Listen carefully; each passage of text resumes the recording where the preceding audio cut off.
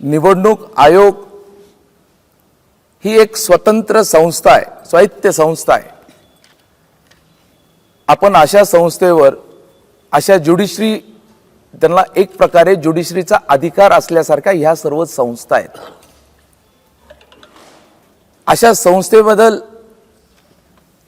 त्यांनी दिलेला जो निर्णय आहे तो निर्णय निश्चितपणे त्याला समर्थनात आमच्या सरकारने तरी केलेलं नाहीये। आपल्याला त्याच्याबद्दल जे मत व्यक्त करायचं असते ते मत व्यक्त करण्यासाठी वेगवेगळे माध्यम आपल्याला समोर आहेत।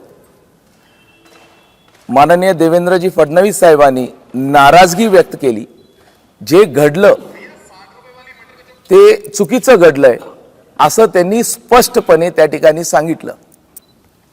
आणि आम्ही भारतीय जनता पार्टी म्हणून ह्या विषयाला घेऊन त्यांच्या उच्चस्तरीय जे समिती असती त्यांच्याकडे भारतीय जनता पार्टी रिप्रेझेंटेशन करणार असं वक्तव्य माननीय देवेंद्र फडणवीस साहेबांनी केलं। महाराष्ट्राचा निवडणूक आयोगाची च्या बदल त्यांनी केलेल्या कृत्याच्या बदल मला असं वाटतंय की माननीय मुख्यमंत्री महोदयांच्या कालच्या स्टेटमेंटमध्ये जर आपण पूर्ण जर पाहिलं, या सर्व गोष्टीचा विरोध हा शब्द मी वापरता येणार नाही, हे चुकीचं घडलंय, ह्याला आम्ही समर्थनात नाही। अत्यंत महाराष्ट्राच्या राजकारणामध्ये इतिहासामध्ये पहिल्यांदा असं काहीतरी चुकीचं घडलंय असं त्यांनी त्या ठिकाणी स्पष्टपणे उल्लेख केला। आणि निवडणुका व्हायला पाहिजेत।